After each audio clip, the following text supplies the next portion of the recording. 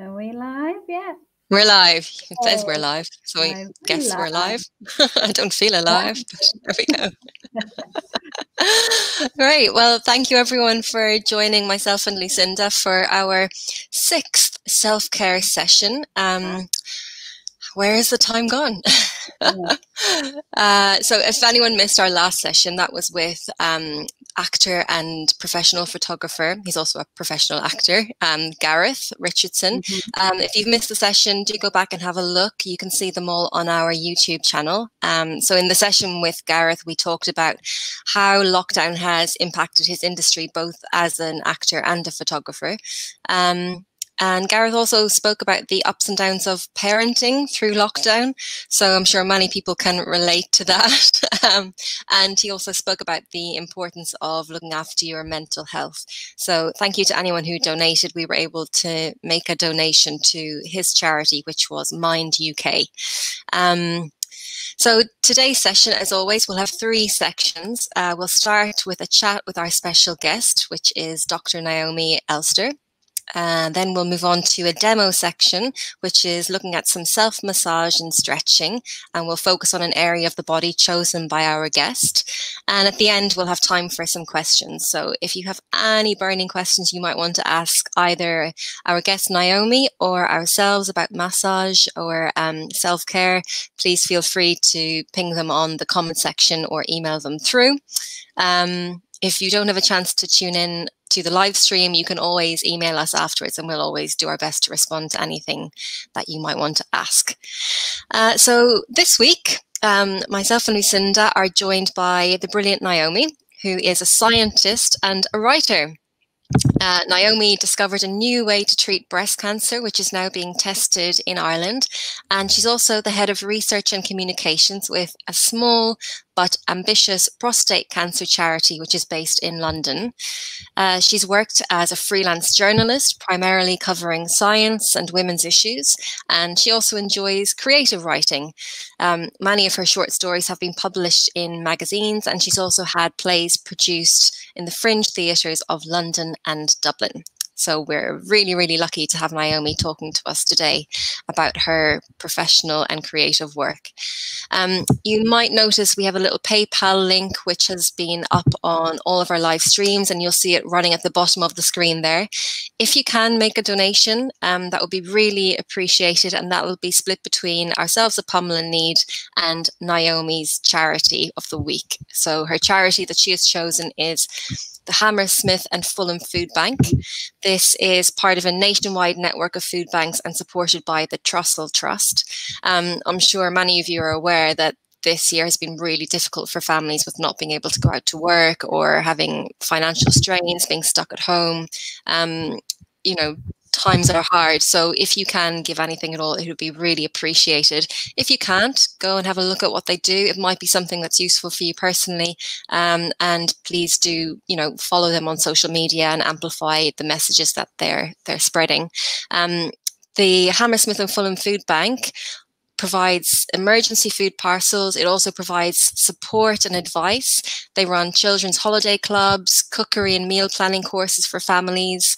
They also offer drop-in sessions giving professional and legal advice, as well as advice for people who are seeking some sort of therapy or counselling. They offer access to sessions with registered psychotherapists. So it's a really valuable resource, and I think it's well worth checking out and supporting if you can. So without further ado, before we bring in Naomi, Lucinda, I've been rambling on for a few minutes. How are you doing this week? You're not in your usual abode. I know. I've got a bit of a different backdrop. Yes, I'm in Yorkshire. So I'm visiting my parents who live in Yorkshire. So apologies if you suddenly hear a bang or a wallop or something, because they're around somewhere. So what are they doing? Banging and walloping, having a fight. They, you know, it's Yorkshire. What do you expect? It's the north. Random things happen, you know. So no, I think we've actually got some quite nice weather for a change. So I think they're actually outside at the moment. So hopefully no distractions, but you never know. Yeah, I'm very well, thank you. I'm here till Saturday, and then I'm back in London. carrying on with treatments and so forth. So okay. all good. Yeah. How are you finding with treatments? So obviously we've had a kind of we're about a month and a half into being back to work now. What are you finding with people that tends to be the main issues that now that they're back to, maybe going to the office or whatever? Yeah, I mean, I think there's still the fallout from lockdown. Obviously, we're still, everything is evolving constantly. And, I know now they're saying, we can't meet in groups of more than 6 people. And obviously, so people maybe are a little bit more fearful of going back to work. So I think a lot of my clients are still working from home at the moment. So what I'm finding is there's still a lot of stress and anxiety related to that's the fallout, obviously, from lockdown and the insecurities of not knowing how things are going to sort of pan out. So I'm dealing with a lot of tension related to stress and anxiety that obviously then radiates to the body. But also as well, I think people, as much as they've tried to set up at home, maybe don't have the correct setup, desk setup, and things like that. So we're finding that people are getting a lot of unusual sort of little tweaks, strains in the shoulders, twists in the lower body, and a lot of hip flexor tension from sitting in sort of odd positions. So I think people are trying to be as resourceful as they can, but inevitably, if you don't have an ergonomic chair, or if you don't have a desk, a screen that you can change heights of, it is quite tough. So we're finding that a lot of people are finding their position every day quite uncomfortable. So I've been looking at a lot of people's posture and how to sort of help change the way they're sitting and things like that. So it's been interesting. I mean, it's a real mix as ever, but definitely there's still a fallout from lockdown, and still people are kind of trying to adjust to work at home. And I think this working from home is now becoming a much more a constant thing. Some people were telling me they're not even going back to the office till January or February, if that. So it's interesting. Yeah. It's going to be a journey. We're going to have a self-discovery journey of how I think you're right. Adapt to this new kind of working lifestyle. So yeah, it's been interesting. Yeah, I think I mean, I know that when we had Kate on earlier, I think one of our first sessions, and she said that what she was doing was actually, even though she wasn't going to the office, she was making the time for a morning commute. So she would go out and actually have a walk rather than just rolling from bed to computer, that you actually break up the day. You actually take a lunch break and you take a coffee break. You don't just stay stationary all day. And I think that's, I think that's advice that I would give to anyone, is that even though you don't have your normal routine, as much as you can, try and break up your day. Don't just kind of literally like stay in the same position from the moment you get out of bed until the moment you finish, because it can be really, when you're stagnant for that amount of time, it can be really bad for your mind and your body. So try and break it up. Exactly. That's what I was going to say. It's not only bad for you physically, but mentally, to not have that change, those little, interludes during the day is really, I suppose, oppressive for the mind. And so, yeah, it's really important, if you can, just to set a little reminder, just to move, just to go outside, even if you don't need to, just to do a little walk around the block or something like that, just to get a bit of headspace and obviously body movement, which we always encourage. But yeah, it's very easy. I agree. I've been speaking to lots of people who just say they don't move like they used to, with these people that track their steps and things like that. They're saying they're doing virtually nothing. They realize they've been inside all day from 6 o'clock. So yeah, if there's a way for people to set a little reminder to stand up, have a little bit of movement during the day, even if it is just, going into a different room and doing a few little stretches, just to, if you can't go outside, just try and mix it up somehow, just so you're not static for so long, because it's quite sort of harmful for the body Do some burpees while you're waiting for the kettle to boil or something. Yeah. I mean, a few lunges. I'm not going to go that far, but you know, I might do. Depends on your space. Yeah, amazing. Thank you, Lucinda. So without further ado, we would like to we need like a trumpet sound or something, like a heralding sound to bring in our special guest. That's great. You can bring your you play flute, don't you? Well, yeah. You could bring that next time. I'm not sure anyone would want to hear that. Let's be honest. I'd like to hear it. I'm sure Naomi would too. Amazing. So I'll stop rabbiting on. I don't know. I'm hyper. I've had too much coffee today. Let's bring in the wonderful Naomi. And I will leave. Bye-bye. And Lucinda will leave without a herald. Okay. Hi, Naomi. How are you? I'm fine. Thank you so much for having me on, and thank you so much as well for that really incredibly kind introduction. No, it's not kind. It's just the truth. Thank you so much for joining us. We're really happy to have you here. How are you doing today? Yeah, pretty well. Kind of, it's been interesting hearing what Lucinda has just said about that change in routine and people not moving so much, because that's kind of been my life too. So I've kind of got some quite interesting work, but it varies whether I miss the commute or not. Some days I do, some days I don't, but it's been fairly kind of getting off working from home, and I'm quite happy actually. I'm quite lucky to have work that I find interesting, but that's about the sum total of my my day so far. I got up, I took 10 steps to my now work desk. I worked, and then I stopped for lunch and to have this call, which I'm really excited.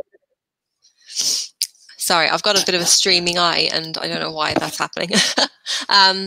Yeah, no, I think that is the case for a lot of people, is that you get up, you walk to your laptop and you start work, and it's weird. I don't think anyone, well, Londoners, I wouldn't say anyone misses the crowded tube sensation, but a commute just in terms of like, you know, a segment of the day, I think people do kind of miss. I think, you know, it's just like at least having the journey to work means that you've got something to almost like warm you up for what's ahead. Yeah, so luckily coffee works as well for that. Oh, yeah, absolutely. So Naomi, I'd love to hear about how you've gotten to where you are today in terms of your academic and professional life. Were science and medicine areas always like areas that you always wanted to get into?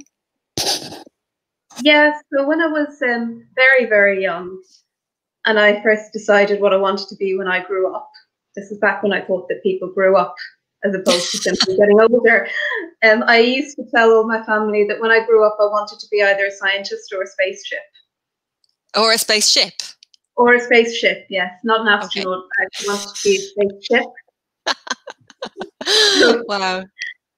Yeah, so I guess I've always had a lot of curiosity about the world, and I've wanted to know how things work. And I've always had if I see a problem, I want to solve it. And partly that's intellectual, partly it's just a wanting to help things, wanting to not have problems. So kind of as I got older then, kind of biology was the area I was most interested in. I went to university, studied pharmacology, and I just found that in-depth knowledge of what a drug does once it gets into your body and what goes slightly wrong to cause an illness and how that can be corrected. Just really fascinating. And then, of course, there are some areas, some illnesses where we don't have that knowledge yet. So again, there was that curiosity and that problem solving. So I did a PhD in cancer. I kind of along the way as well, I kind of followed. Sometimes it was following an interest. And PhD students in cancer research do incredibly valuable work, but they're often not paid enough to actually comfortably live on, which I think is really poor, quite frankly. And it's something that I'm kind of, in our workplace, we're trying to just tighten up the terms and conditions to, there's only a limited amount we can do to put a stop to it, but to just make that system a little less exploitative.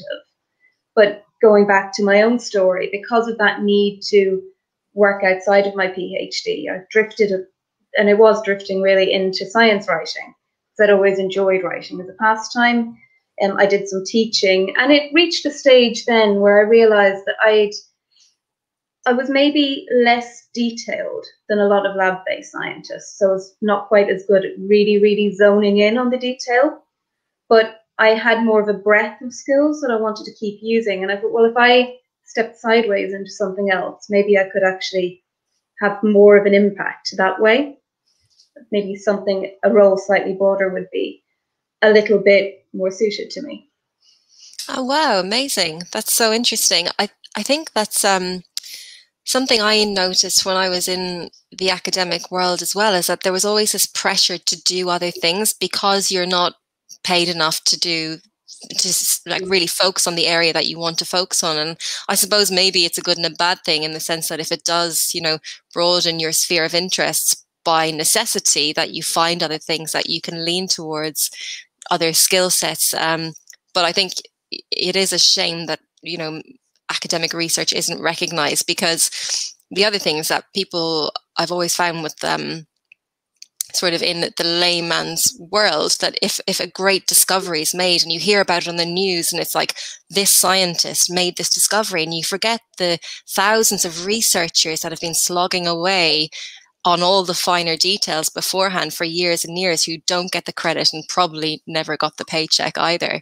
So I think that's really, really interesting. Yeah, and I mean, we're not scientists, we're not necessarily all motivated purely by money, but people should have enough to actually live with dignity and to be able to put all of their focus on that really important research question that they're trying to solve. And actually, the UK government released an R&D roadmap. I feel like I can just feel all your audience wilting, so I promise I won't talk much. But in it, they actually, this is back in July, they actually acknowledged that there are serious work culture problems in academia. And I think that's actually a really good sign. And maybe we can try and maybe we can now resolve them. And I mean, I suppose I do think that things like particularly cancer are incredibly complex issues, and you need a lot of tenacity, a lot of kind of intelligence, a lot of dedication to solve them. And I really hate to think that there might be very talented people who just kind of feel they can't get on in that work environment, and so we lose them. That's really interesting. And I think just to pick up on that point, that there's people who might have the skills, the intelligence and the wherewithal to be part of it, but feel excluded from an academic environment, maybe because they're the first person in their family who thought about going to university, or maybe because financially they feel like they just won't have the backing. So while they might be really well suited to it, that might be a road they never go down, because, you know, there's only so many scholarships. There's not enough to go around. There's, you know, there should be enough funding, but it seems like there isn't. Yeah. Do you feel like that's changing now, that like it's broadening up, that people from different financial demographics are able to access academia more? I think it's improving slightly, but I don't think it has improved enough. And the other thing about academia is it's incredibly white. And actually, I was at a seminar yesterday, a virtual seminar, of course, yesterday, on how, you know, kind of in response to the Black Lives Matter, I'm at least seeing more conversations about how we can improve that.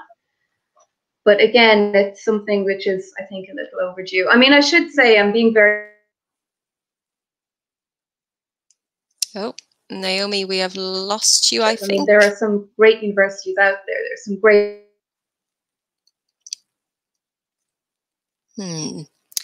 This is the issue with live streams. Sometimes very interesting guests have Wi-Fi that doesn't serve them.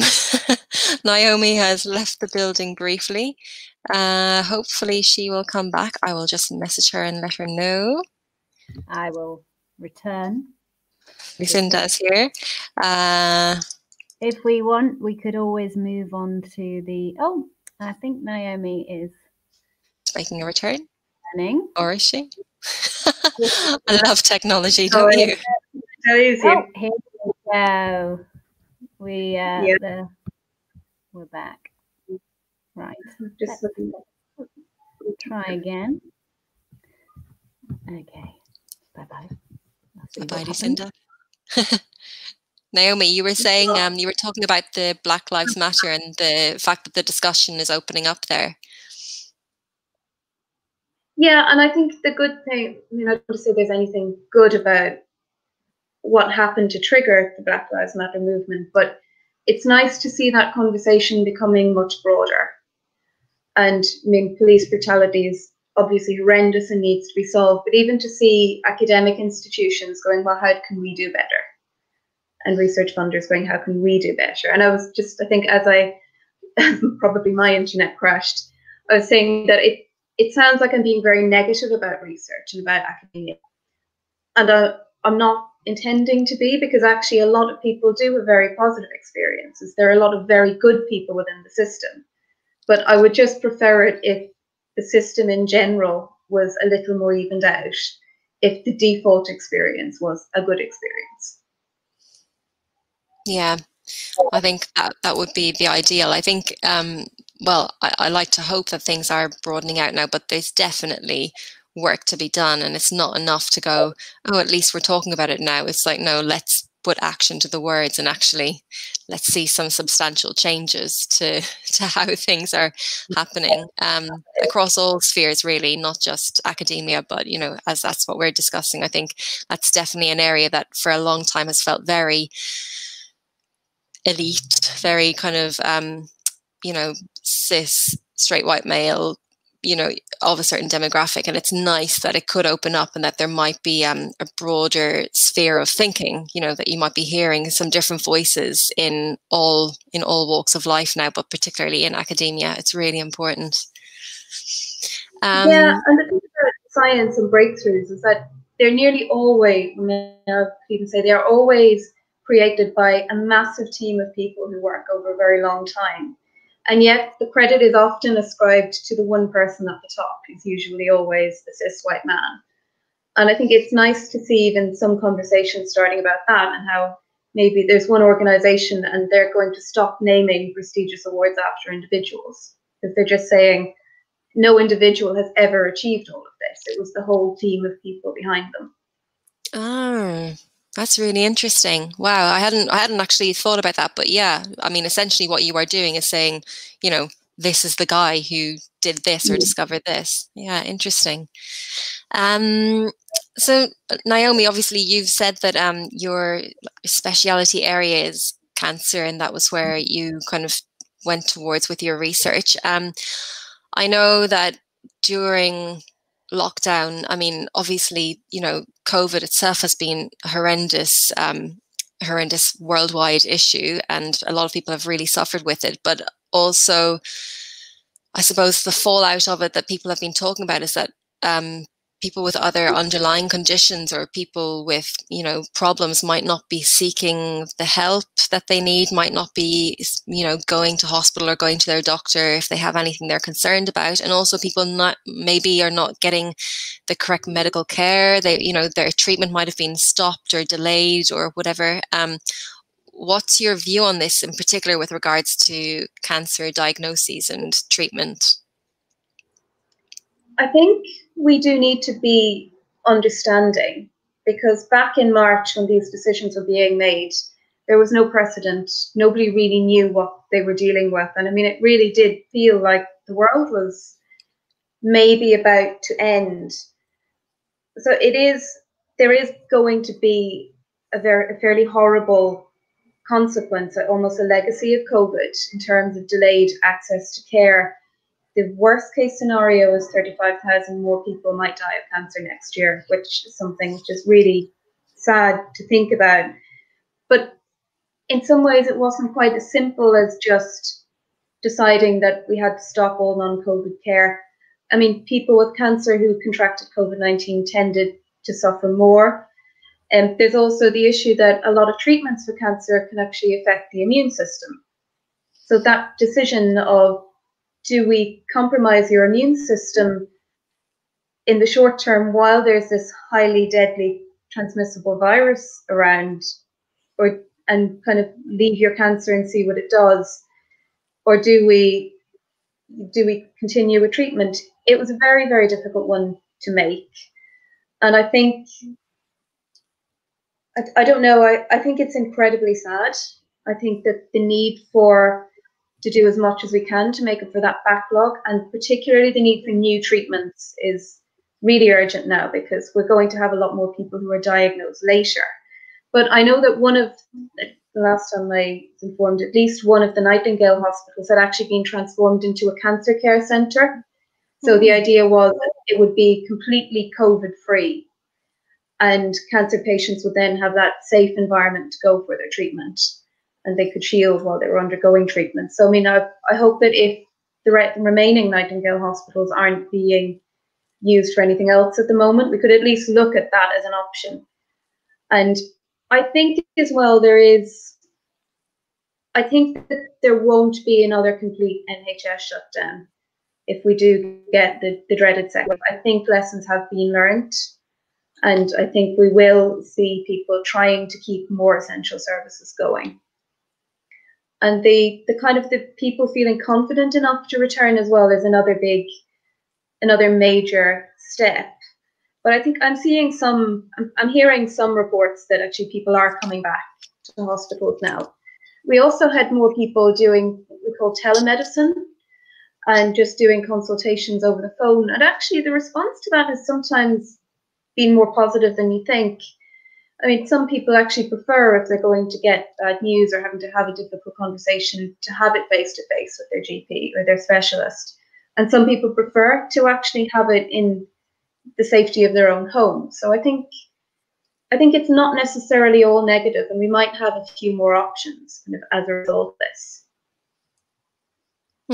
That's really interesting. Yeah, I think I hadn't realised that about the Nightingale Hospital, and I guess, you know, you always, in any situation, you try and find the silver linings, don't you? So I think if you can find, while, like you said, there are some really difficult issues that we will have to face now and in the future, it's great if you can go, right, okay, what can we harness from this experience? Of course, it was unprecedented. Of course, everyone was dealing with something totally new and extremely difficult. But, you know, are there new skill sets that we can harness, or are there new resources we can harness going forward? What have we, as always, when you have a crisis, what can you learn from it? Yeah, and I think that kind of makes sense. So yeah, there are things we can learn from it, definitely. And just even seeing kind of the fact that we have a treatment for COVID so soon, that's actually quite inspiring, seeing that we can actually make massive progress in science and health when we kind of coordinate properly. Yeah, when we rally. Amazing. And Naomi, something that I know from my friendship with you, and from also what I read on social media when you are tweeting and talking, and from your articles, is that you like to debunk a medical myth if you come across one or if you hear one. I'm just wondering, what are the kind of more common or frustrating things that you hear and that you are quite keen to dispel about cancer, about science generally, scientists, anything goes? How long have we got? We've got a while. There are quite a few, and actually the one that I particularly dislike might surprise you, and it's one that's actually I've seen come to the fore with COVID as well, and it's this idea that positivity is all you need, and that if you remain positive, you will recover. And I can see that it's probably coming from a place of really, really good intentions, but I think it can have the opposite effect, sadly. And often, and it actually has become a bit of a myth because it's become so widespread. And these kind of analogies of, you know, you're having a battle, stay positive, keep fighting, it can be really helpful when you're facing something challenging in life that you have some control over. But actually, with a really serious illness, often you don't have that level of control, and it can kind of turn into people lose their battle because they lose their life. I mean, did they not fight hard enough? You know, you hear stories of patients being told they're not positive enough, and any kind of myth that makes it sound like it's your fault you become really ill is just something that I think is incredibly unkind. Yeah, you do hear that a lot, don't you? You hear somebody lost their battle with an illness, and I agree with you. It's something I really dislike, because I think, you know, it's almost like saying that person didn't want to live enough, which is really cruel, both for the individual and for their family. I think when you're already in quite an emotional and vulnerable state, to be told that you're not making an effort is pretty harsh. Yeah, the other thing, there's a whole host of myths around food, and I won't go into it because we'd need into specifics because we need about a week. And it's kind of interesting that you see a lot of terms like superfood, which sound sciencey, but they're just marketing terms.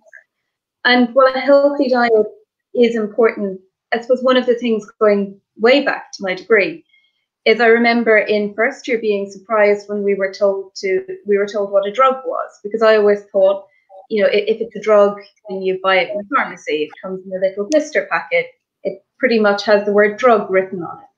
But actually anything which can get into your cells and change your biology is a drug. So I mean, hormones which happen naturally are drugs, and a lot of kind of supplements and kind of alternative remedies similarly, if they affect your body, they can affect any other drugs you're taking.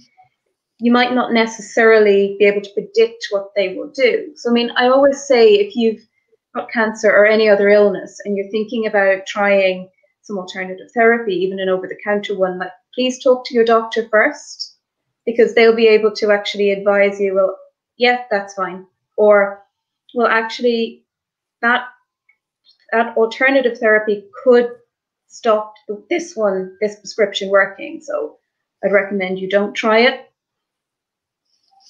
Yeah, that's really interesting. Have you read Adam Kay's book? He's the doctor. He wrote, I think, The Night Shift Before Christmas was one of his books. He's now a comedian. But I haven't read it yet. It's really good, but he does talk about that, about the frustration of someone saying, oh, I'm just, you know, I didn't think I should tell you I was taking St. John's wort or something like that, which, like you said, you know, if you're taking something that will have an effect on the body, you probably need to be aware of, like, the fact that it might, you know, be contraindicated with another medically prescribed drug that you're taking. But I think these days we are quite flippant about it. You can kind of pop into Holland and Barrett and self-diagnose and self-prescribe with multiple concoctions of pills and remedies without a great deal of knowledge. You become a sort of self-professed herbalist without any real research or awareness of the impact. It's I think it's the attitude that it won't hurt to try it. And often it won't, but sometimes it will. And I wonder if as well there's a little bit of a not wanting to annoy your medical team. You might not think they'd be interested, but actually I think they're there to do a job. I mean, ask them all the questions that you possibly think of. And definitely, if you want to try something that you think might help you, just run it by them first. Okay, solid advice. The other thing I wanted to ask you, Naomi, is I mentioned in your intro that you're working with a prostate cancer research charity. And I know during lockdown, a lot of people would have planned to do a marathon or would have planned to do some sort of fundraising event, and everything was cancelled. And as we know, charities are heavily reliant on these live fundraising events, large gatherings of people. How has PCRC dealt with this, and has it been adversely affected? And what would you say to anyone who's wondering how they can help charities at the moment? I mean, I think every charity has been adversely affected. Some of the charities providing frontline services during the lockdown were kind of helped out by a government package, but anyone who wasn't providing that frontline services actually couldn't access it. I mean, we're incredibly lucky at PCRC, because my colleagues who work in fundraising are just incredibly talented and resilient individuals. So when events were cancelled, of course, it was a blow to morale, and it was a blow to finances. But we kind of all ran back to the drawing board and kind of went, okay, so we can't do X, Y, and Z, but what can we achieve? And something that they'd actually done before any of this is they diversified so that all of our money doesn't come in from events. We kind of get income in different sources. So it kind of meant that, and what amazed me with lockdown was how quick it was. There was no warning really. It was just almost overnight. Okay, all of your events for the next 6 months are gone. And so some of my colleagues they've significantly focused and had to do that very quickly, which I think is really admirable. They were good at, for example, running events, and they had to very quickly get good at doing something else. But actually, we're quite a small team, which means most of the money does go to research, but nobody is actually being furloughed or made redundant. I think is, again, it's something we're really quite proud of. And the other challenge, as well as income, was actually how to keep as much of our research going as we could. Because, I mean, research is a bit of a long game, but if we just allowed everything to come to a standstill, then that could mean that people are waiting even more years for like a better way to treat their cancer. So a lot of labs were closing, so it was kind of talking to every researcher on our books individually and saying, well, what can you do from home? Can you move things around a bit? So what you were going to do at the end of your project, which you could do from home, can you do some of that analysis now? And if people did want to go into the lab, it was, well, can you definitely get there safely without putting your own health or anybody else's health at risk? And even now, that whole environment is constantly shifting, and it's kind of keeping track of, well, this person can go into the lab 40% of the time, this person 60%, these people are in a bubble here. And it's, of course, we fund research all over the country, so it's kind of keeping up with the different regulations in different places where it might be in local lockdown again. So it's been challenging. I mean, I don't want to complain about it because we're in a very fortunate position, but it has been challenging. But it's absolutely worth it. I mean, if we can keep as much of our activity going at this time and in the next few years, which I think could be quite difficult, then all the long hours are absolutely worth it. Oh, amazing. Well, it's great to hear that you guys have managed to keep your heads above water. I'm sure everyone's been paddling furiously, but yeah, I suppose it's great that you have as a team that resilience, and it's quite, I suppose, uplifting to hear that charities don't have to go under just because there's been this drastic change of circumstances, that we can diversify and find a new modus operandum in terms of how we go through our day-to-day life. Yeah, and just to kind of jump on the other bit of the question as to how people can support. I mean, obviously donations are always incredibly welcome, and we understand that people might find it difficult to give a donation. That's absolutely fine. But even a lot of our communications, like even kind of signing up to a charity's newsletter, can be incredibly valuable, because you can help us make sure that anything we put out gets in front of the right people. I mean, when we kind of created web pages that coronavirus would mean for cancer patients, obviously we need as many patients to see that as possible. So just even things like signing up to a newsletter or checking out a website and forwarding even our free resources on to people you think might need them are really, really helpful to us. Okay, that's amazing. Yeah, so I mean, I know for a lot of people, maybe financially it might be difficult, but it's great to know that there's other options for how you can be supportive of a charity at the moment if a financial donation isn't something that's accessible to you. Naomi, your other passion is, of course, writing. So I know that you've written plays which have been staged in Dublin and London. How have you found the transition from Ireland to the UK in that sense? Have you found it easy to meld into the creative community? I suppose I'm working full time. So, I mean, I don't have that much time to find the creative community, which might influence it. But I find in London, it can be a little bit harder to identify who the right people are that you would want to connect with. But it can actually be much easier then to connect with them and to, if you want, get in with them. In Ireland, in Dublin, it was kind of the scene was a lot smaller, so it was easier to find out very quickly who everyone was, but it could sometimes feel, certainly it felt to me, a little bit cliquey. And I wonder as well if the fact that London is so diverse, I mean, there's some figure I can't quite remember, but it suggested that most people who live and work in London are actually from somewhere else. And I wonder if that kind of means there's just a little bit more openness to this city generally, to new people. And it is to be interesting to see what happens with coronavirus and lockdown and theatre. I mean, I think theatre is actually quite important because it brings us out of our own heads, and it forces us to empathise with other people in a way that something like reading or watching a film, when you're not in that same space as the characters, it doesn't do so strongly for me. I'm seeing a lot of kind of virtual theatre events, but I can't quite find that same connection to them. Not in the room. Yeah, I know what you mean. It's a very difficult time for live theatre. It's a difficult time to be filming as well, of course, with all of the restrictions, but particularly with live theatre. I suppose all you can hope is that sometimes what tends to happen in times of strife is that people are quite agitated and driven to create just as a means of expression or response to something, even if it's down the line.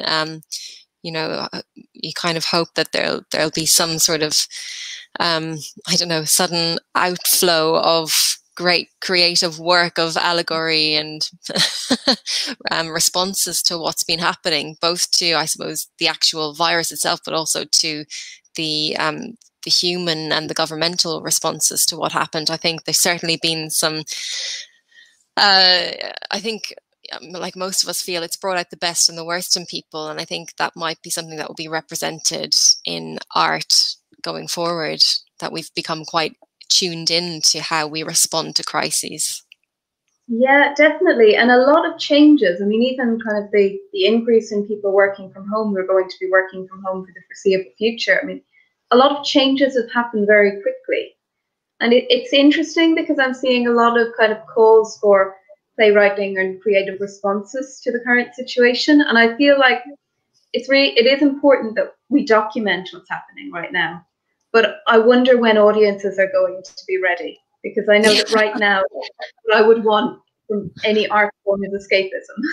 Yeah, exactly. Give me, you know, a box set of Friends or something. Yeah.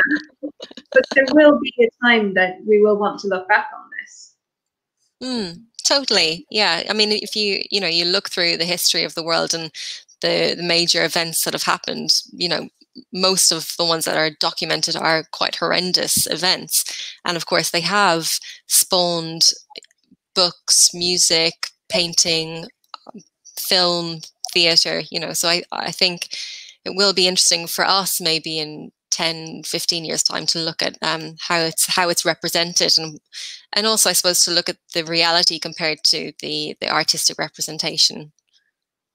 Yeah. I think there'll be a bit of, it wasn't like that, was it? Yeah, that's a very rosy, huge version of events from what I recall. Naomi, I know you spent quite a long period in Ireland during lockdown. While you were there, and also since you've come back to London, have you found any special self-care techniques or any routines that have helped you to cope with how things have changed? I've not really been very good at that, to be honest. I suppose I was very lucky to be able to spend time in Ireland with my family during lockdown. So, I mean, in a way, maybe that was the self-care routine. And when that natural divide between your work and your life appeared, it was good to kind of have family and friends around you who kind of checked in on you and made sure you actually did maintain some kind of divide. I did get back into cycling in Ireland, which was really nice because I haven't done that for many years. And I'm thinking about taking up cycling again in London, but I'm a little bit scared of the road.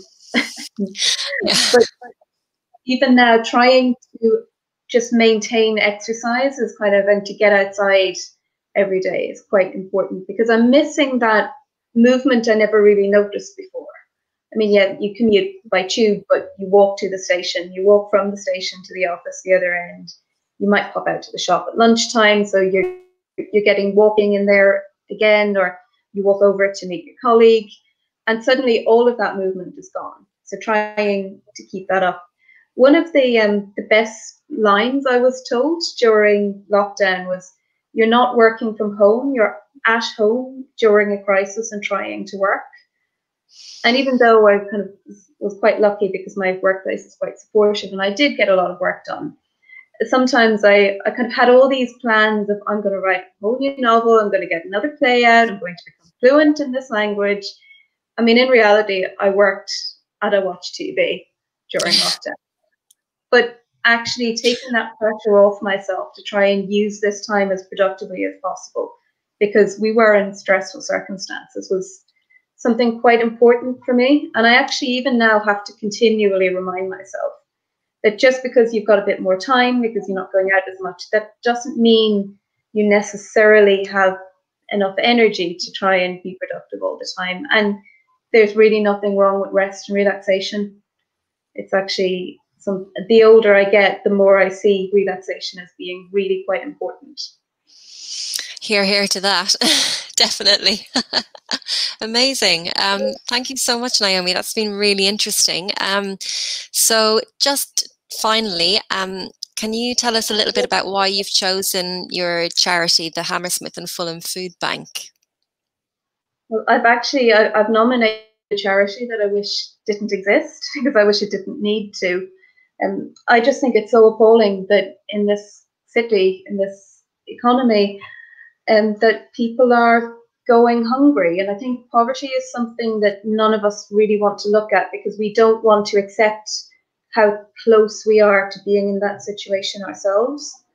But I mean, 70% of children in the UK who are in poverty have at least one working parent.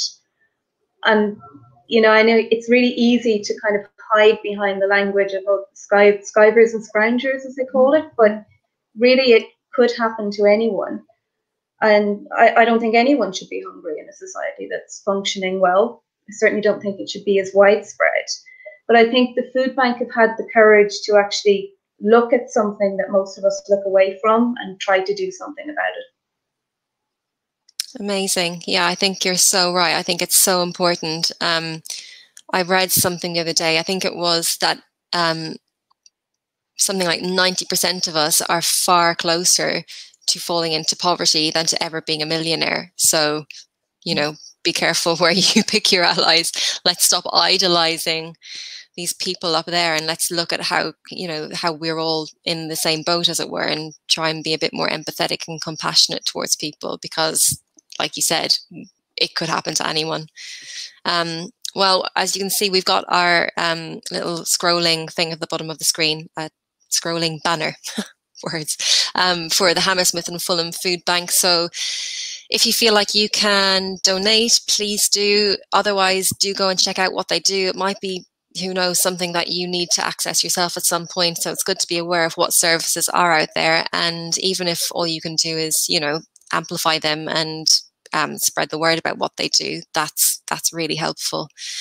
Naomi, thank you so much for talking to us. That's been so interesting. If anyone has any questions, please do feel free to either put them in the comments or email them to us, and we'll pass them on to Naomi, or you can find her on Twitter as well. We will now move on to our self-massage session. So we're going to be looking at the face, the neck and the head primarily. These are areas Naomi mentioned that tend to hold a lot of tension when you're glued to your laptop for hours on end. So Naomi, I'm going to bring Lucinda back in. Where is she? There she is. And Naomi, we'll see you in a few minutes. Do feel free to join us alongside with the massage session. You can let us know if you have any questions about that later. Definitely, I'm looking forward to this. Amazing. Thank you.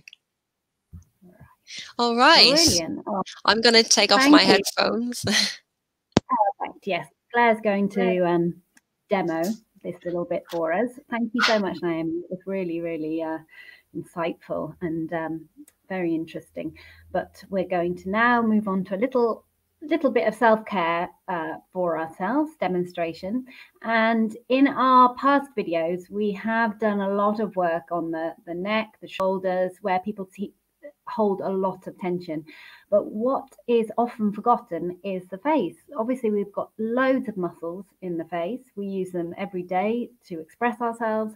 And we also, unfortunately, hold a lot of tension in the face without realizing. We're scrunching, we're concentrating on screens. So we often get a lot of tension in the face. So today we're going to do a little sequence primarily focused on these neglected muscles, the facial muscles, which will in turn help with tension in the shoulders and the neck, because it's all connected. So the first thing that we like to do is actually just focus on our breathing, because, you know, by slowing down our breathing, as I've said before, we stimulate our parasympathetic nervous system, which is the relaxation response. So we're just going to take some nice deep breaths in through the nose and out through the mouth. And these can be lovely and slow. And as I've said before, if we try and take these breaths from the diaphragm. Now, the diaphragm is located just underneath the ribs. And if we imagine that we're inflating and deflating a little balloon, and we want to really slow down the breath. And at the same time, while we're taking these nice, deep, slow inhalations and exhalations, if you can, just try and relax the face, relax the facial muscles. Really just consciously think about taking away that stress in the face, because we naturally hold on to a lot of stress and tension in the face. Okay. So hopefully you're already feeling a little bit more relaxed after that. We're going to move on to our first move now, and this is called the waterfall movement, because it looks like a waterfall when you do it. And again, it's a really nice relaxing move to start off with. So we're going to bring our hands up to our chin in a prayer-like position. And then with an upward movement, we're going to slowly use the palms of our hands to glide over the front of the face, work right through into the scalp and the hairline, over the head, down the neck, and through to the chest. And you can do this quite firmly, as gentle or as firmly as you like, really, but it's just to move those muscles, just to open and awaken those muscles. And Claire's going to demonstrate it from the side. And what's really nice with this is if you sync it with the breath. So it's so easy to forget to breathe when we're doing these. A lot of us just hold our breath. So what's really nice is to breathe in while we're working up the face and into the scalp, and breathe out when we're working down the back of the neck and over into the chest. So nice deep breath in, palms over, and then breath out down the side. Lovely. And hopefully again, you're feeling a little bit more relaxed.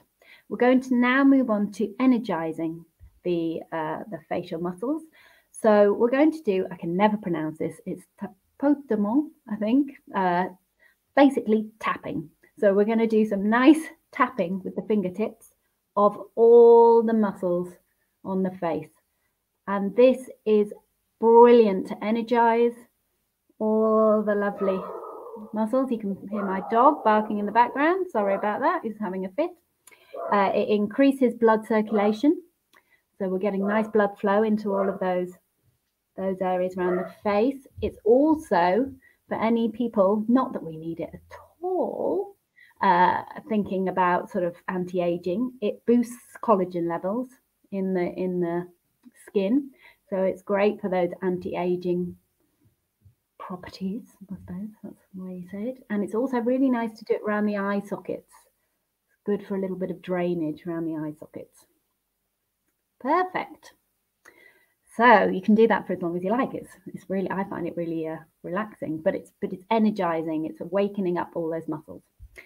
So let's move on now to a little bit of a pinching. This is to help with tension on the forehead. We often hold a lot of tension in the forehead, and we're doing a lot of frowning and kind of holding the tension there. So we're going to take our fingers into a pinching motion. and we're just going to pinch right along the eyebrows. And we're going to do this 2 or 3 times. It can again be quite firm. And this, as well as helping with tension in the sort of forehead area, is great for those little frown lines there. So again, another little anti-aging tip, if that's something you're a little bit concerned about. So you can do that 2 or 3 times, which is lovely. Now, after we've done that, I'll let Claire finish her little area. We're going to bring our hands back into the prayer position and place your thumbs just above the bridge, or sort of in the bridge of the nose. And we're just going to glide the thumbs right up to the hairline. And we're going to do this again 2 or 3 times. And again, this is a really nice, relaxing one. Remember to breathe in and out for the head. And it will help with that tension in the forehead, which is really good. Lovely. Now, we're going to do a little acupressure point. Now, a lot of people know this is the third eye for yoga. So you can either use your forefinger or your thumb. And we're just going to, in between the eyebrows, just going to do little circular motions. And we'll go clockwise, and then we'll go anti-clockwise. And this is a wonderful, it's known as an acupressure point for stress and anxiety. It also helps with headaches. And you can do this for 1 to 2 minutes, or again, as long as it feels nice. And you might want to close the eyes down while you're doing this. Concentrate on your breathing. Do some really nice inhalations, exhalations through the nose. Get that relaxation response going in the body. And just take a moment. Just take a moment to relax. This is what this is about. This is your time. Lovely. Okay. Ooh, I feel a bit zoned out. So we're going to now do a little bit of drainage around the eyes. So this will help anyone who has problems with sinuses. And again, tension, sort of headaches, but it's really good for sinuses. And it's also good for bags. So if you're worried about your bags. So we'll take 2 of the your 2 first fingers, bridge of the nose, and we're just going to glide over the eyebrows to the temporalis muscle, so the temple point. And we're going to do that 3 times. And again, it can be fairly firm, but not so you're hurting yourself. And on the 3rd sweep, I want you just to stop at the temporalis muscle and do some nice circular motions. Again, you can close your eyes down for this. You can switch your sides, so, go one way and then the other. And again, this is a lovely acupressure point. It's also connected to the jaw. So if you have any tension in the jaw, this is a really nice one to do to help to release that tension. We hold a lot of tension in our jaw.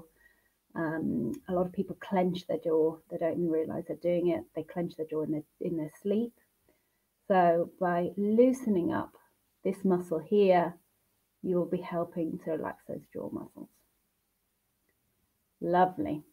And now we're just going to do the same underneath the eyes. So we're going to do 3 lovely sweeping motions underneath the eyes. And you probably want to be a little bit more delicate with this under eye skin, because it's quite thin. And you just want to not stretch the skin too much. But again, after your 3 sweeps, you can do some little temple massage just to open that area again. Okay. And our final little sequence for the face today is we're going to revisit our myofascial release for the jaw, because as we've said, people hold so much tension in their jaw. So this is really simple, and the slower the better. We're going to use the upward motion pressure of our fingers to glide. So you basically start at the back of your jaw, use all your fingers, and you glide up that fleshy part of the jaw.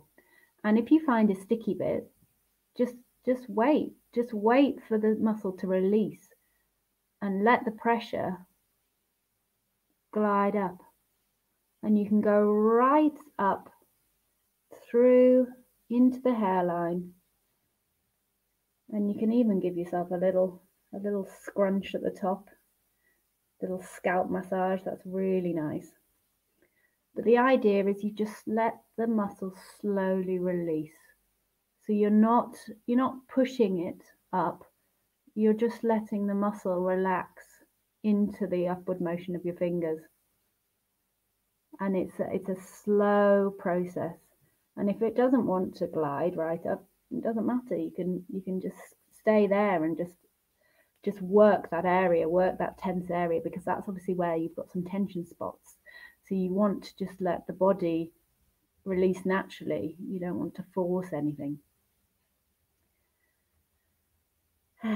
Lovely, looking good. My face is looking good. So now we're going to just finish off with the nice waterfall movement, just to relax. And we've got a little bit of a ping there. I think that's from Claire's house. So we'll just again bring the hands up to the chin and just use the palms to glide all the way up. Remember to breathe in and then breathe out, bringing the hands down to the neck. You can do a little pulse actually just under here. That's quite nice. That again helps with drainage. That's just working into the scalenes of the neck. And then we'll just do that a couple more times.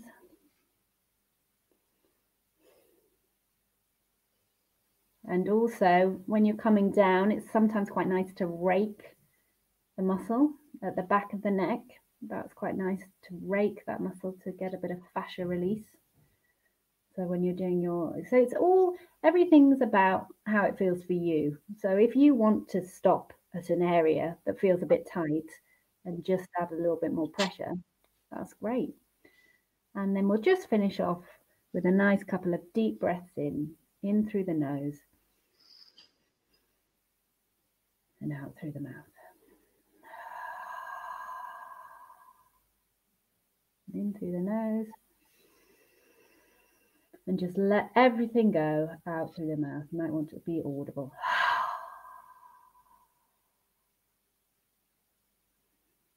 Lovely.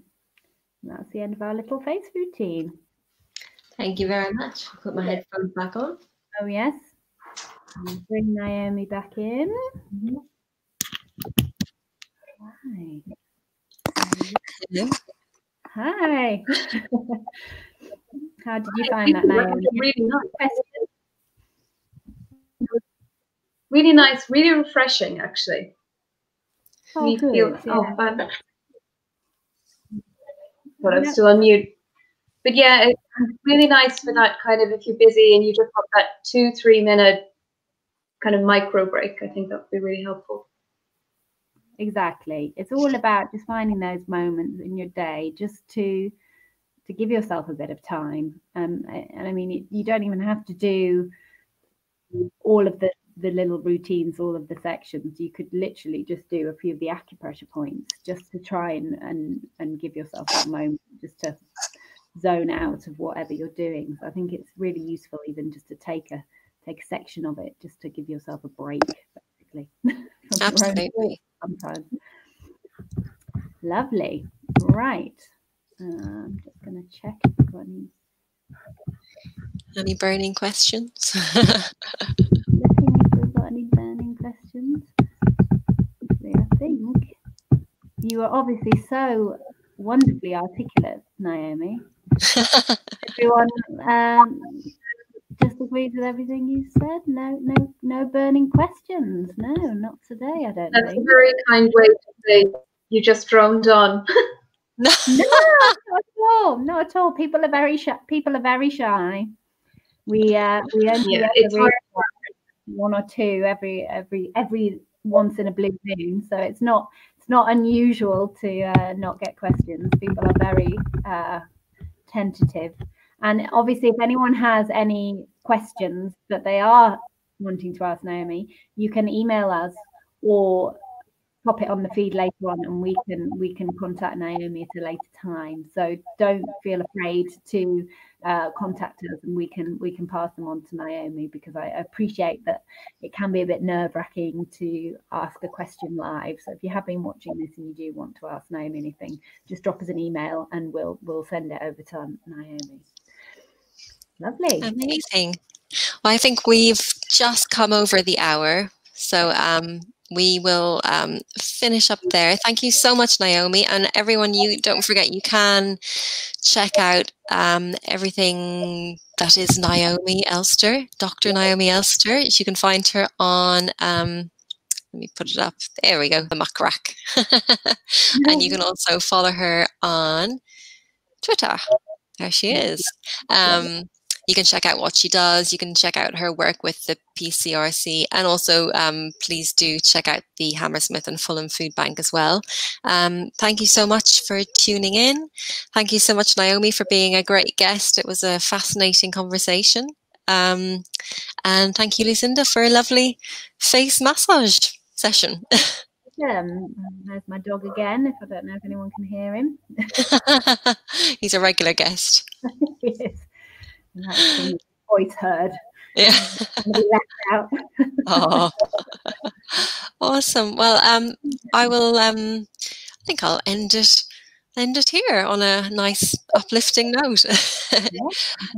And we'll be back in a few weeks, and hopefully we'll see you all then. Thank you, Naomi. That was brilliant. Really, really. Thank you. Thank you to everyone for tuning in.